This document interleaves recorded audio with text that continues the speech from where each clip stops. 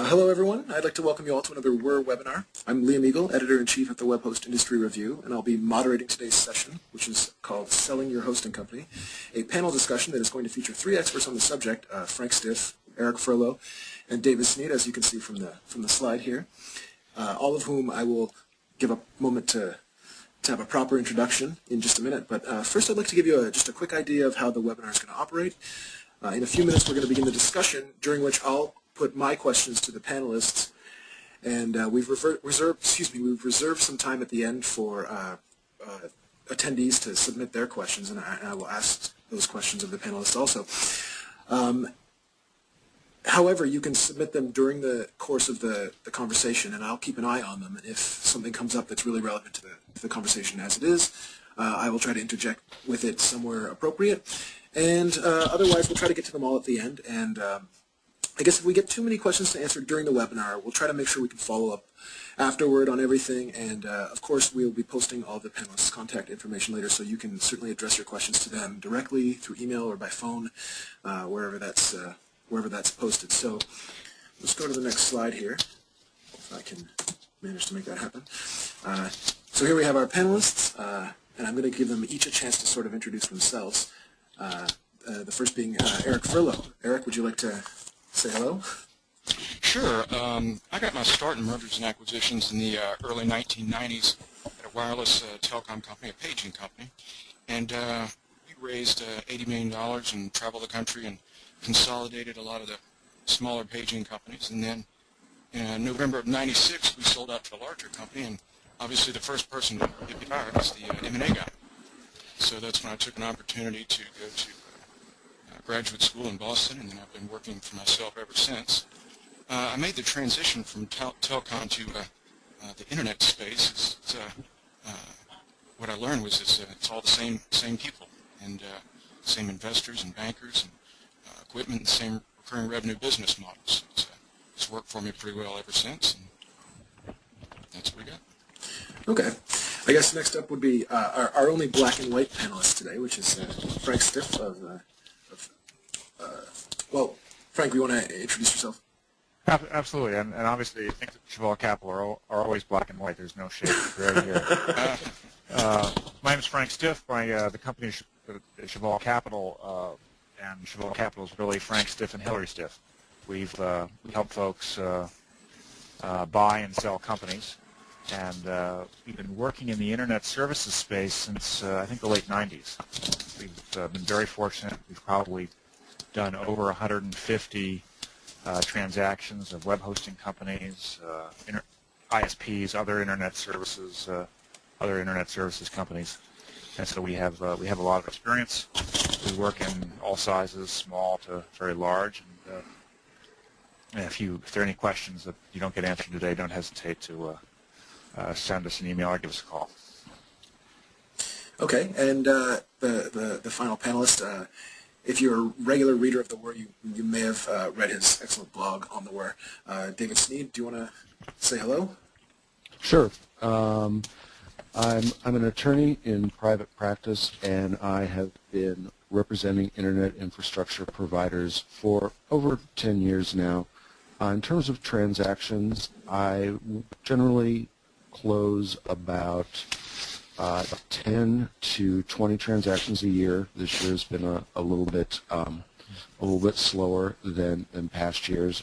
Generally speaking, I represent CEO-driven companies. That doesn't really depend on the size. It really depends on it's very personality-driven and very leader-driven organizations. I've represented both buyers and sellers, and generally speaking, most of my clients who come to me with a transaction are represented by a broker, and so I work well with people like Eric and Frank and people in the hosting industry in general.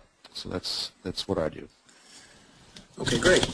So let's get right to it, I guess. I think you alluded to this, David, just a moment ago, but I guess one of the big determining factors for activity in this area, and for anyone who might have sold their company in the last year and a half, is obviously the sort of state of the economy. I guess specifically, what kind of impact has the economy as it is now had on the sales of smaller hosting companies? Have you seen fewer sales? Have you seen smaller returns to the sellers? Maybe Frank, do you want to answer that one? Sure. Obviously, the economy has had an effect over the last year. It's probably varied depending upon the segment you're in. And I'm going to talk in kind of broad brushes. There's always exceptions to this. But in general, shared business, purchase and sales of shared hosting companies for smaller providers, there have been fewer transactions, but the pricing has been well in line with historical levels. I would say the pricing we've seen over the last 12 months has been identical to the pricing we've seen over the last 2 or 3 years. Interestingly, in shared, the reason there have been fewer deals is that there have been fewer sellers, and I can explain why that is later on if you like. But the issue on the shared side is not the buyers; it's a dearth of sellers. Dedicated businesses, I think, have been a little bit harder hit. There's been fewer deals. Dedicated never really had a lot of buyers to begin with, and there are fewer buyers. So my sense is that pricing on for dedicated hosters has been weaker over the last year than it has been in the past. The co-location business, data centers are really still in great demand, but pricing is down in that business, and I'm not sure how much of that is a function of the economy or that it really got irrational. I mean, there was a co-location business is a real estate-driven business.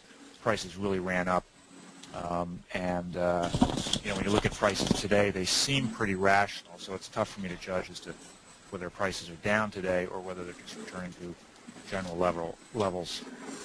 Managed business. I don't know if I've seen enough transactions to really be to have a good judge in that segment. Okay. David, you had said you would experience something along similar lines. You said your sort of relationship to transactions a little bit more sparse this year. Yeah, what I've seen is there was at least in my practice, in 2008, I worked on about 15 different transactions, and in 2009, I've worked on about 5 or 6. The vast majority of the transactions that I've worked on have actually come since October. So I closed probably 4 transactions, which indicates to me that there's a lot of activity in the market, and I think that's been verified, at least from my point of view, by the fact that at the conferences I've gone to, the conferences seem to have been swarming with investment bankers. So I think that there's money out there now in the hosting business, and things seem to be picking up, at least from the transaction side. And I agree with Frank that the one area that seems to be a bit depressed right now is dedicated. Okay. Eric, do you have anything at all to add to that? Yeah, it's somewhat similar. I think from what I saw from October of 2008 to April of 2009, there were definitely fewer sales, not necessarily because there were fewer buyers, as Frank alluded to, but fewer sellers. What I heard was sellers were not wanting to sell because they didn't know what to do with the money after the deal closed. They certainly didn't want to put it in the market and risk it getting cut in half. So I think everybody was just kind of sitting back watching the financial market disaster and wondering when it was going to end. But right now, maybe since late summer until now, I think things have really picked up. In this industry, there are far more buyers than sellers. I think that speaks volumes to the health of the industry, to the good health of the industry. I also believe there's trouble on the horizon when there's a shift and there's more sellers than buyers. Typically, in the evolution of a technology industry, this trend never reverses itself. We certainly saw this evolution take place in other recurring revenue technologies industries like wireless paging and long-distance phone service and the CLEC disaster. Okay, well, while we're here, we have someone in the audience who asked if we could maybe give a bit more about the rationale behind the depression in market value on dedicated sales. Does anyone want to take a look at that? Well, I'll take a first crack at it. I think the depression in value, I'm not sure that might be a little stronger. The problem in dedicated is that the migration is quite difficult. And so when somebody is buying a dedicated base, trying to figure out how to migrate that base from the seller's infrastructure into their own infrastructure, can be quite challenging. There are some customer bases, either because of the way they're configured or because of their size, that the buyer is happy to leave as is. But if you're already operating a data center, it's a lot more and you have empty space in it, it's a heck of a lot more cost effective to move the customers from a third-party data center that you're paying for into your own data center that you're not paying for. And so there's never been a huge number of buyers on the dedicated side. And I think what's happened is, some of the natural buyers that have been buying over the last few years have stepped aside because of the economy, and they're just not as many buyers. Eric, would you? Yeah, same thing. I see the same thing. This is David. I would say from my perspective, representing buyers who are actively looking in that space, they've stopped buying dedicated because they are actually, they think that the cloud computing is going to replace dedicated, and so they've just stopped buying dedicated. Yeah, sorry to jump in. That's I don't know if you want to get to this later, Liam, so cut me off if you do. But it's really fascinating as to whether dedicated providers are going to see an issue with cloud, or it's going to be a source of drivers. Are the cloud guys going to cause everybody to stop buying dedicated, or are the cloud guys actually going to be big buyers of dedicated? You can see how as people get their cloud platforms up and it becomes apparent that it's possible to migrate people from dedicated boxes into the cloud, that there would be a big value pickup from a dedicated box that has a 10% margin into the cloud that could have a 20 or 30% margin. So it's that's something that's up in the air. I don't think, and I'm not sure how much we've seen it in the few transactions we've done so far, but I expect it to be. Okay. It's evolving rapidly and probably a little early to tell. Okay. I guess David alluded to this at one point. The sense seems to be that things are improving right now, and that could refer to the economy. That could that could refer to the situation around mergers and acquisitions. Obviously, there's a point of view that economically we're not out of the woods yet. But has there been, David said he had seen some. Have you guys seen change recently in activity or interest or even valuations? Frank, maybe do you want to start with that one? Sure. I think what David's seen is exactly right. I think while right after Lehman bankruptcy, I guess a little over a year ago, everybody kind of moved to the sidelines. First quarter of the year, we started to see things kind of start again, but it wasn't until after 4th of July that we really started seeing activity picked up. I mean, we did over 30 hosting and related deals last year. We're probably, I think we'll be lucky to get to 20. We're going to be 15 to 20 this year. Most of the buyers we see are in the small end of the segment are existing operators buying out of their current cash flow. There are folks out there that are big venture capital backed, but most of the small end is dominated by existing operators. And I think it's just a matter of when they get comfortable and confident to reinvest in their business. Eric?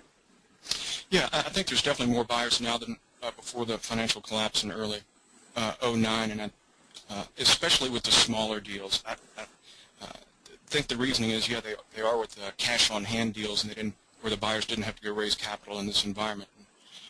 I'm seeing slightly increased valuations, I think, than before the financial meltdown, and that might be a result of a more predictable alternative investment to the stock market. Okay. This is maybe somebody just had a question that might connect back to what we were just talking about before, but I think we might do well to address it now. I guess the question is what effect, in discussing what effect the cloud might have on the dedicated server market, somebody asked what effect the cloud will have on shared hosting. Actually, I think I've talked to David about that before, and he had a pretty interesting take on that. Do you want to talk about that, David? The impact that that the cloud is going to have on shared hosting is honestly, I think, cloud computing is going to increase the demand for shared hosting, and I also think it's going to make it much easier for companies to get into the shared business, simply because even more so than now, the barriers to entry from a cost basis of getting into shared are going to be further depressed. Again, just like the issues that a lot of hosts have now, once companies who get into shared reach a certain level where they've started picking all the low-hanging fruit, which tend to be the really price-conscious customers, there's still going to be the same problem. But I do think that's the effect that cloud's going to have on shared. What about in terms of their desirability as an acquisition? Does anyone want to?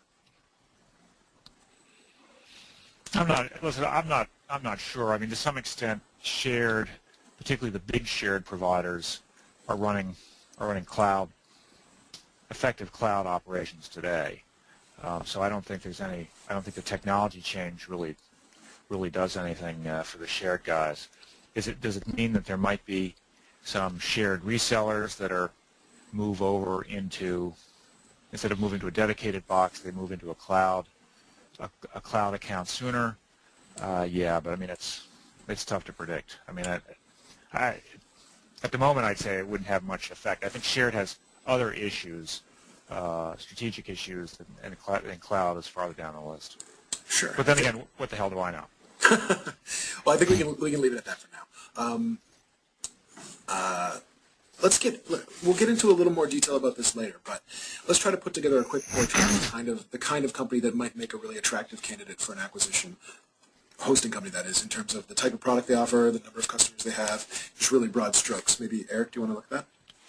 Sure. I think that the strategy of a company to offer all of the different services, shared, dedicated, managed, VPS, Windows, and Linux, might be a good strategy to catch all the customers that come by, and good for cross-selling all the services, and maybe also to reduce customer churn. But when it's time to sell, there's definitely fewer buyers for an all things to all people type company than there is for a specifically product-driven company that's just shared or just dedicated. One solution, and some companies can pull this off and others can't, is to have different brands and keep all of the operation and financial records separate. So when it's time to sell, the company can sell the dedicated to one buyer and the shared to a different buyer. But I know this is difficult for a lot of companies because both divisions share the same infrastructure, IT, support staff, and server and data center leases. But if it can be done, I would recommend it because it makes it easier when you sell. Okay. Anyone want to add to that? Yeah, I think this is Frank. I really agree with Eric. I think I make two comments. One is it's really you really want to run your business for the sake of increasing the value of your business. Trying to run the business to sell the business, well, it's something you should keep in mind. It's not necessarily a good strategy. And I think what Eric's point, which is, if the smart thing to increase the value of your business is to pursue all segments, he offers an elegant solution. Use different brands as a way of handling the sale risk later on. I think the other thing is that, in general, clean, well-organized companies that are easy to work with and are responsive. When you get into the sale process, those things can really help you get through the sale process faster and get a better value. What about things like the size? Is there a sort of a size of customer base that makes you too small to really make it worth considering being acquired? Or? This is Eric. I don't think so, because we see people all the time carving out little asset bases as small as $50,000 a year in revenue, because there's so low barriers to entry in this industry that so many people got into it. We're talking thousands and thousands, as you guys know, and they built it up to the $50,000 level, and they scratch their head and they think, well, I'm really not in this business, but if I can get 50 grand from it, great. And we do. Frank can attest, we've got hundreds of buyers around the world that some of them, a lot of them are small enough to want to allocate the time to pick up a little 50 grand or so. I don't think there is a too small. Okay. Sorry, my papers got stuck together here for a moment. Okay, let's now characterize the kind of company that might be looking to acquire the company that we just described. So obviously there are a few big hosting companies that do a lot of acquiring that everyone knows about. Are there companies out there? I guess what are some of the companies out there who might want to acquire a hosting business, or what sorts of companies are out there? Well, this is Frank. I think it's every seller is a little different in their own way, depending upon size, lines of business, and again, as Eric said, we deal with 300 to 400 prospective buyers. I think Eric has a similar group of buyers, prospective buyers, and it's always possible, depending upon the company, or it's generally possible, depending upon the company, to find a pool of buyers. Perhaps what sellers should keep in mind is that there are different types of buyers. There are consolidators who are really looking at acquiring your customer base and moving it onto their own infrastructure. And then there are folks out there that are looking to acquire your company and infrastructure and intend to run it as a separate business. Now, there's many more consolidators than there are platform buyers or strategic buyers in the latter category. But depending upon who you are targeting, you might run your business a different way. You might approach different companies.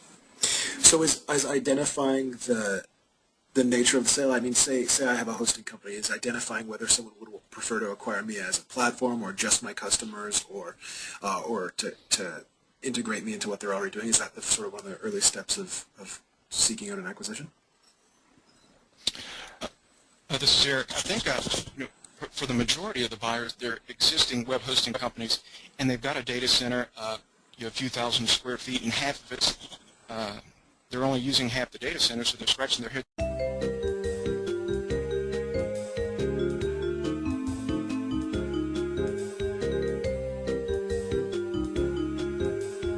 The importance of the utility that a broker can provide.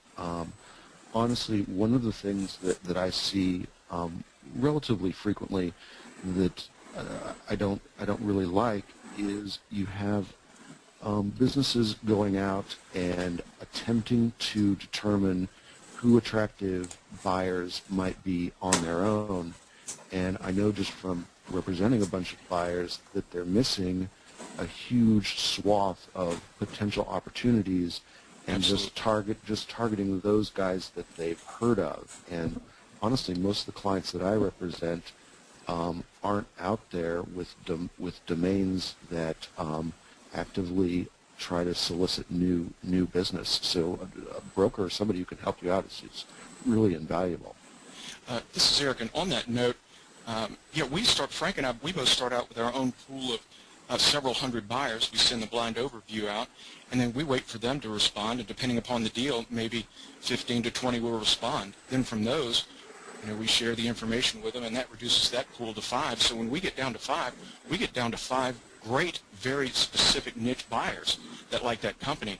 From time to time, I'll meet a seller, and he says, Erica, will you help me sell my company? I said, it's fine. He said, but if I sell it to this one guy that I know, I want to refrain from paying your fee. And I hear that mentality that David's talking about. They'll find 5 buyers, and they'll try to force a deal with one of 5. And so I agree to what it's saying. Okay, guys. Well, my audio actually cut out for a moment actually, so I may have missed a couple things that were said. I think I got. You missed the best part of the conference. I thought so. That's the highlight. My screen started flashing. I assumed something awesome was being said. But I guess the next question that I had planned was, supposing somebody operates a hosting company similar to the one we described, and is actually legitimately interested in investigating the sale of the business, what is the first step? I mean, what can they? I mean, maybe even before they come and get in touch with you guys, what's the first step before they engage anybody? What do they have to do? What do they have to get in order? Well, this is Frank, and I'll give you the unhelpful response, which is once you decide to sell, the first step you should have taken 2 years before. And I think a lot of the times we see guys that they decide to sell, and if they had just asked a few basic questions a year earlier, they could have fixed a lot of problems in their business that would have enabled them to get a much higher valuation on sale. And so what we try to tell everybody is, go to the conferences, read the WHIR, go to the conferences, sit in on the sessions. I know for us, I'm sure with Eric, pick up the phone, call us, email us, say, listen, I'm not ready to sell today, but this is my business. What do you think? And start collecting a background of information about how the market will perceive your business, because how the market perceives your business is very different, can be very different from how you perceive your business. You may make the decision to invest a whole bunch of money in a proprietary control panel. Well, we'll tell you that for 99% of the people, proprietary control panels hurt your value. They don't help your value. And so if you really can start earlier, and we are happy to talk, whether you can talk to us 5 times and end up hiring Eric. I mean, we're big believers in what goes around comes around school, but start early. Okay, Eric, did you want to? Yeah, and I would say this is the most important question on the list, if you ask me. Definitely, what Frank said, the first thing a company should do is get as organized as possible immediately, well before you intend on selling, months, even years in advance. I've seen all sorts of wonderful reports that people came up with that buyers really liked, and that may have been what pushed them over the edge. So each month, prepare any and every report you can think of, so when you do go to sell, each time a buyer asks for information, you have it ready. Over the years, I've seen groups of buyers rush to acquire a specific kind of average company, which happened to be extremely organized, above and beyond the typical. And this happened to us, Frank and I, recently, is after closing one of the better, smaller deals, we had a few of the buyers who were actually angry that they didn't get the deal. But another way of looking at the importance of the organization and thorough reporting is that it removes doubt and perceived risk for buyers. And this is what buyers are fighting and trying to minimize throughout the entire acquisition process. And in some cases, organization can make the difference between 15 and 20 buyers looking at a company, or just 3 to 5. So it is a good idea to chat with an M&A person well before you want to sell, because of those small changes. I've got 3 quick examples. One is the first with annual billing. Frank can attest to this, that most buyers deduct an amount of value for the company for annual billing, or as accounts refer to it, deferred revenue. Some buyers don't even want to look at a company which is 80% or greater annual billing. So if an owner makes a change from all annual to monthly and quarterly, in a year all the annuals are washed out. I mentioned another example earlier in the conversation about if you can separate the divisions, great. If you cannot, then obviously don't do it, because you want to grow the business to its bigger value, as Frank said. But finally, the issue that pops up all the time is with data center and equipment leases. Most buyers want to move the servers and get out of the seller's leases and move the servers into their data center. So if you think you might be a year from selling the company, then don't sign the 1 to 2 year leases, even if the monthly lease expense is much higher, which it obviously will be. Okay. So I guess let's Eric, let's stick with you for a second and say let's illustrate the role that that an M&A consultant would play, both for the acquiring company and for the seller. Okay, for the acquiring role, like Frank, I've done mergers and acquisitions in several internet and telecom industries over the years, and in each buy-side position, I set up a strategy and a set of procedures. And each time I started with a new company, helping them find, analyze, and acquire, I had the previous experience on what works and what doesn't in certain situations. So if a company is going to start an acquisition strategy, it's I'm sure, I know Frank and I both take on short and long-term positions with companies like that. Also, the value of an M&A consultant on the buy side is simply the vast number of contacts we've made over 15 plus years doing M&A work. I know when I made my transition from the wireless telecom to the internet space, I quickly realized that it's the, as I said earlier, same bankers and entrepreneurs and investors and recurring revenue business model and all the equipment in the data center. So the lessons learned and contacts made from the wireless telecom experience carried over to the internet, so I didn't necessarily have to start over. For the divestiture role, an M&A consultant assists with organization of a company, valuation, contacting prospective buyers, organizing the communication and information flow, and basic guidance throughout the entire process. Most people sell just one company in their lifetime, maybe two. And I know Frank has, and I have experience in over 150 transactions. So when a seller is dealing with a buyer who has probably acquired several companies before this deal, at least we add experience to the seller's side of the table. Okay. What about legal representation? I guess obviously there's a lot that needs to be done in advance of a sale in terms of getting affairs in order. But I guess in the case of an acquisition, negotiating contracts, etc., I'd imagine there's a spot at the table for a lawyer too. David, would you want to tell us a bit about that? Sure. There is and there should be a spot at the table for a lawyer, and the lawyer's spot should be prior to your getting or sending out a letter of intent. So you really should get your ducks lined up, at least from the sales process, prior to starting kind of figuring out how much your company is worth and who you're going to buy, or who you're going to sell to.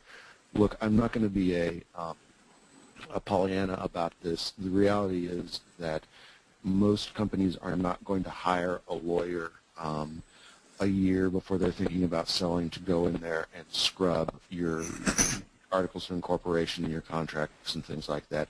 But what a lawyer can do, and one who has experience in handling transactions, is make the process of getting your documents in order, getting the documents drafted and negotiated a lot less painful than it's going to be. And I really agree with Eric's comment that most companies and most business people are only going to go through this once or twice. And I really can't emphasize, and I hate to emphasize this, but it's a pretty painful and boring process. At the end of the day, you're going to get a lot of money for your company, but in the meantime, it's going to be very, very boring, very, very tedious, and a good lawyer and a good broker are going to be able to help you get through that tedium in a way that's a little bit more manageable. Okay, so a follow-up to that, I guess I'd imagine that a lot of people who are out there running a business would maybe have a family friend or someone they've been getting advice from for years in a sort of legal role for them. What would be the benefit in using somebody who is a specialist in the field? It really depends on the value that specialist is going to add. So in any transaction, 90% of the transaction is going to be pretty basic, and so it's going to be the same for any transaction, whether it's widgets or websites. What a specialist brings is the ability, it's really two or three things. One is the ability to identify risks to your business. An example that I can give is there are particular laws that apply to web hosts and internet infrastructure providers that most people aren't aware of, and those laws actually have liability that will outlast an indemnification or a warranty sunset provision, and that continue on. The other aspect is to just echo what both Frank and Eric have said. Someone who knows the business is going to be able to say, you know what, this provision isn't standard in the industry. Companies are not agreeing to this, and you shouldn't agree to it either. The other thing is, if you have a lawyer that you like working with and who's represented you for years and years and years, there really is no need to go out and find a new lawyer to take over the transaction. You can always hire someone to advise you and review a document and give their 2 cents worth, and you will still have the person who you feel comfortable working with. And that's really the key in any of these professional relationships, is to have someone you're comfortable working with. Right. This is Sam? Frank. Oh. Sorry, go ahead. Yeah, this is Eric. There were two problems that I see from time to time, and I've seen them forever. Is when an owner has a friend who's an attorney or the family attorney, they know him, and they want to bring him on board. There's a problem because the family attorney, he loses nothing if he recommends backing away from the deal. He's the hero. He saved, saved the deal. And if they're into the deal, if we're halfway through the deal and some issues pop up, as they always do, it's his tendency to throw the flag, pull the trigger and back out of the deal. So I see that from time to time, and it never helps the deal. It just hurts it. So, Frank, were you going to say something? Yeah, I was just gonna kind of piggyback on both sets of comments. One is if the first piece of advice we give people, the piece of advice we probably give the most strongly is to ensure that you're represented by an attorney in the transaction. I think if you can get somebody like David who's got the industry experience, I think it's terrific. I think the next step down is somebody that has transaction experience. If you've got a cousin or an aunt that is a tax attorney, I think you're doing yourself a disservice. We have seen deals, what we would see as quality deals, not get done because of a seller's attorney that was unfamiliar with transaction work and to some extent unfamiliar with the business. absolutely. So I think I just can't emphasize enough to find a transaction attorney, because transactions are different. I also encourage you, again, when you start thinking about selling the business, David said it's not necessary for an attorney to get involved until the LOIs start flying. You do want to find out if there are any landmines that are going to come up later. Understanding how the sale will be taxed is something that you want to do early, because if you need to do a transaction in a certain structure, it's very easy to do if you make the prospective buyers aware of that up front. It's very difficult to do if your attorney tells you 3 days before closing that you can't do it this way, otherwise you're going to pay double taxes. There's a few other little things like that that an experienced transaction attorney can tick off and tell you, hey, check this, this, and this before you get into the process. And honestly, this is David. That's something that we haven't talked about, and that you'll find that I talk about quite often when I'm talking about how to start your business or how to run your business, and that's the importance of finding a qualified tax advisor. Finding a good tax advisor or a good accountant is just as important as finding a good lawyer. And finding them early. That's exactly right, because your lawyer is not an accountant and your lawyer is not a tax advisor, and you should not be relying on them for that advice. Real quick, this is Eric. On that point, I suggest doing that very early, because what we've seen from time to time is we'll get in and we'll negotiate a deal with someone. It's for the value for the company, and that's fixed, and we put it in the letter of intent. And then a month later goes by, we've been doing due diligence, and then the seller pops up and realizes that his tax situation is different, that he wants to change the deal. The buyer says, no, we've already agreed, and now we've just killed the deal because research wasn't done at the onset. So that needs to happen before any the price and terms are negotiated. Okay. That's a good question. I guess I'm sure there's a certain portion of the audience here who may not be completely committed to selling their company, but would love to know how much it is worth hypothetically. And this, of course, would also apply to somebody who actually is interested in selling their company. But what kind of factors are at play here in terms of the valuation? What kind of evaluation might a company expect right now based on whatever factors are going to influence that? And what are the factors that are going to influence that? Well, this is Frank. Listen, there is one factor there's two factors that determine what somebody's willing to pay for your company. Factor one is how much cash your business will generate for them in the future, and the riskiness the riskiness of that cash occurring. The second factor is what they can buy a similar company for in the marketplace today. Now in hosting, there's tons of hosting companies out there. So the ability for a hoster to get meaningfully above the market, or be forced to take something, or a buyer to be able to buy something meaningfully below the market, is very unlikely, because so many other options exists for buyers, for buyers and sellers. On the relative multiples, Eric, correct me where you think I got it wrong. Shared has, with the exception of a little run-up in values, and I think beginning of 2008, Shared has been trading between 1 and 1.5 times annualized revenues. Dedicated has been trading close to 1 times annual revenues, but again, depending upon the profitability, it can vary a bit. Co-location business is probably, again, depends on how full the data center is. It's often quoted as a multiple of EBITDA. Nowadays that's probably running, 5 to 8, 5 to 9. Eric, is that your? Yeah. Yes. Mm-hmm. And I would say this is, Eric, for the smaller deals less than $1 million in revenue, the valuation is based more on a multiple of the recurring revenue, because in most cases the buyer wants to move the servers to their data center. So it's the buyer's cost structure which is more important.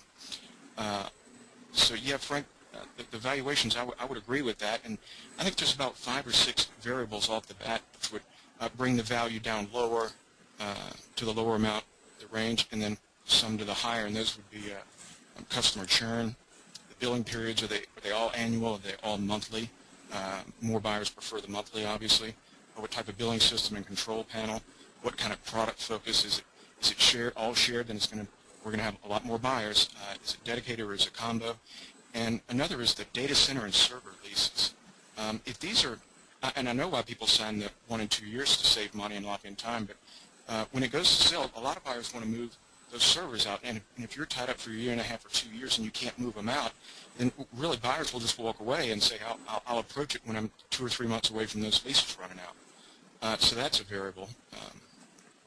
For the larger deals, if you get above $1 million in the revenue, then it is a combination of the EBITDA, the cash flow, and the assets being sold. And then if there's a data center, then we have to look at valuing that, which is a whole new game.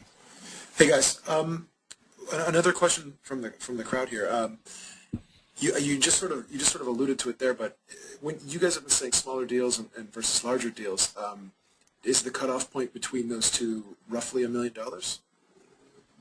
I'd say it's less. I would say it's, what do you think, Frank? 500 to 500 maybe the. The funny thing is we've done deals that have recently the Endurance iPower merger, which is one of the largest deals in the business. We've done $30,000 a year deals. So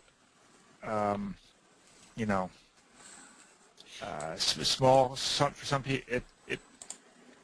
Sorry, I don't have a good answer to that. If you told me your business is under $1 million, that probably falls definitely in the square category, small category. Mm-hmm. If you're 5 to 10, if you're 1 to 10, definitely medium. You probably mid-sized. Over 10, in your over 20, you're large. I don't know. There's not that many. The pyramid of the size is incredibly flat, due to the fact that there's low barriers to entry. I don't know, you probably know the number, Liam, are there 30 or 40,000 web hosters? And a web hoster would be as small as a guy that leases 3 servers. Yeah, I've heard estimates in the range of 30,000. Yeah, so it's just enormous. And Frank and I, the reason he mentioned the larger deals he's done, and the reason he does the smaller ones, and the reason I do too, because it's a lot of work to walk someone through a $40,000 transaction. It's because of just PR, helping somebody out. You never know what he's going to own later in life, and it's always a good experience for us to go through this process as many times as possible so we can do better at it next time. Okay, I've got a bunch of questions here that I think this is the point that a lot of people are really interested in. I guess, is there an interest, are we seeing more large deals over the last little while, or are we seeing more of the small deals, say in the 50,000 range that you were describing? Hey, this is Eric, just super quick. Definitely a lot more of the small ones because they're cash on hand deals, as Frank had mentioned earlier. Those almost don't slow down. Because if a company's billing out $1 million or $5 million a year and they want to grow, why not grow through acquisitions? And if they've got, you know, three, 400, 500 in the bank, why not buy a couple of companies? So, Right. right. Does the size of the company on that scale affect the kind of multiples that they would get in terms of evaluation? I think when you get into the large category, yeah, I think size does affect it. I think the larger the deal, the more of a shot you have at getting up to the high end of the range. I mean, obviously, some of the big shared transactions over the last 2 years, you know, were done at close to 2 times annual revenue. I think the Web.com acquisition, you know, was done just a hair over 2 times annual revenue of the firm. So that's a big number. But I think you got to get up to pretty good size. And as Eric pointed out, you can be a small hoster. You could be a $250,000 a year hoster with great margins, clean operation. You'll get a premium price because you got low churn and nice clean operations, easy deal to do. Okay. Another question. Somebody was interested in whether buyers are interested in buying, let's say, for instance, a small business in that 50,000 range you were talking about, but a company that doesn't have infrastructure, such as a reseller. Even better. If you're a 50,000 a year cPanel hoster and you're renting a couple servers from the planet, you know, you will be very popular. That is the most liquid scenario. Yeah. Okay. You'll be very popular. Did I give you? It's fstiff@chevalcap.com. Especially if it's if the lease contracts are month to month or quarterly. Yeah. But that is the most liquid scenario you just mentioned. Okay, I know. And it can be dramatic, Liam. Like we had one of those recently, and there were how many, Frank? Over 20 buyers looking at it. Yeah. Small, shared, simple, clean, neat. And that's one of the ones I mentioned earlier, that it was organized, clean, and neat. People were tripping over themselves to get it. You know, and I've got a lot of buy-side clients that I've had for a number of years, and it's hard for me to decide who's going to get it. So I just back away and just let the price dictate it, even though they're, you know, my buy-side clients. And to some extent, it's really counterintuitive. That's the most commoditized part of the business. But because you end up getting in a bidding war, you can end up with prices above the range you'd expect. And again, a lot of these guys, remember, as Eric pointed out, a lot of these guys are saying, geez, I can pay commission junction a fortune to get a customer, or I can buy a customer that's, I can buy 50,000 customers or 1,000 customers through a company acquisition. They're stable. They've been paying for a few years. I know exactly who they are. And a lot of people make the decision that it's easier and cheaper to go that way than it is through organic growth. So again, we're getting a ton of questions here about multiples, but I guess you said that for a sort of smallish shared hosting company in good shape, 1.5 is not a reasonable, or is not an unreasonable. I said 1 to 1.5. I think okay. I think it's it would have to be a company, and Eric, please correct me here. Yeah. The company would have to have a problem or two if we're going to be down around 1. There would have to be something very special about it. It would have to be spotless for 1.5, and I think Frank probably has the same conversation I have with prospective sellers. We go through about 7 or 8 different variables, and in our minds, we're immediately starting to go from 1.5, and we're immediately, reducing it to some level, what we know we're going to get. We see a lot of deals in the 1.2, 1.3. Yeah. I don't know if there's. Again, the problem is, and everyone, please take the caveat. Every company is different. We'd be happy to. I'm sure Eric and we'd be happy to say, hey, for whenever you decide to sell, for whoever you decide to sell with, the strength of your company is X, the weakness is Y. Yes, pro and con it. And that's this is David. That's something that I was going to comment on. First is that I think with the multiples you're talking about shared, but the other that I just kind of rail on time and time again is there is no magic formula for figuring out what you're going to get for your company. There's some rule, or someone is spreading false information in the hosting business that somehow there's some magic formula that people use to figure out the valuation of companies, and there isn't. Honestly, my advice to my clients is try and get as high a bid as humanly possible in your letter of intent, because it's only going to go down from there. Yeah, if it goes down. It's going to go down. It's not going to go up. It's certainly not going to go up. Yeah, It's not going to go up from your letter of intent. But there's no magic formula, and trying to coax one out of a buyer is you're never going to get it. Well, this is Eric. What I suggest many times is not to set a price. And that's for a couple of reasons. Because, one, if you set a price and somebody says, okay, I'll take it, you feel kind of foolish. But different companies are worth different things to different buyers. So we have the valuation conversation, and I give somebody an honest range that I don't want to come in below it, the reality. So I give an honest range of what I think it is. But then when we send our deal list out to 500 plus, it's actually 700, but when we send that out and we get 20 or 30 interested parties, and then we reduce that further after they've seen all the information, we get 10 people bidding. Why not let the market tell us what it is? And we also don't set a deadline, because if you set a deadline, too many people wait to the last minute, then they get me in a headlock and they try to beat it out of me what the number is. So we just say that whenever my client, the seller, is going to receive an offer that he likes, we're just going to take it. So if you're interested, you need to be more proactive about it. But there's also differences in the amounts that people are going to be willing to pay down.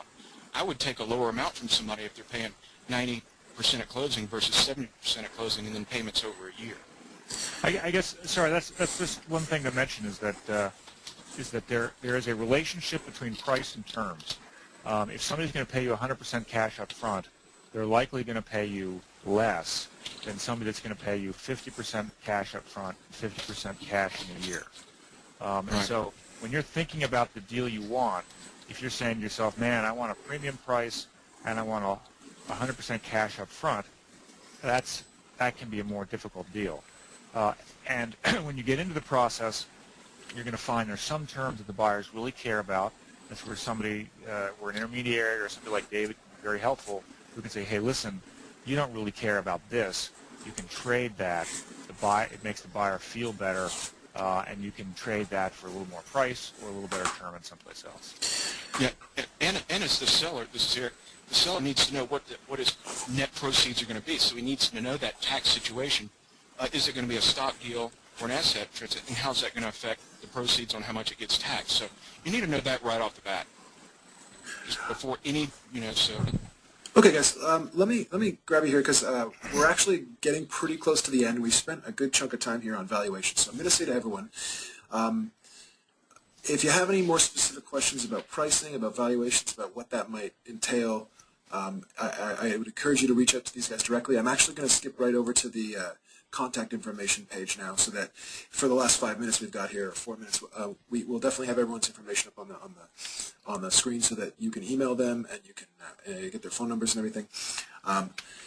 We got a ton of questions here, so I think we'll have to maybe do this very same presentation, or maybe a follow-up to this again, because I didn't even get through all of my questions. But let's move on from the valuations. Just say that is information that can be very specific to your company, and that you can get a better insight into just by contacting one of these guys. I want to take it in a bit of a different direction here and say, I guess, let's have each of the panelists give one specific thing that they'd really love for somebody to do before they get in touch with you to start the process. So let's start with David. Let's say someone wants to get in touch with you relative to relative to being acquired, and what would you love for them to do before they get in touch with you? David? I'm here. I'm thinking, honestly, I can't think of one particular thing that I would love for a new client to do. Generally, in transactions, there are so many different variables in the transaction that saying, I would love for you to do X would just remove one little thing. So honestly, I can't even answer that question. I'm sorry. Okay. Frank, is there something that maybe that jumps out at you? let me turn the question around just a little bit. I think Sure. We have sold companies of all shapes and sizes with all things. We talk to people at all steps in the process. But if you're in the early stages of a web hosting business, I strongly encourage you to get a copy of QuickBooks Online, and do your best to keep decent accounting records. Whether there's a company called Account Temps. You can have an accountant temp come one day a week, one day every 2 weeks. You're not going to sell your business. Your ability to sell your business without financials is difficult. We had a company that had over $15 million of revenue. They didn't have any financials, and it cost them a lot. I think if you're going to do anything to help your value when you sell, it's try to get an accounting system in place and to use it. Okay, Eric? Yeah, and I would say that it's on the organizational topic. Every month, keep track of every customer you have in each product line, and just keep that on handy. It's when you go sit down with a prospective buyer, that's just one more nice item to pull out that he can see how it trended, and that you care. It just gives him a good feeling. Okay.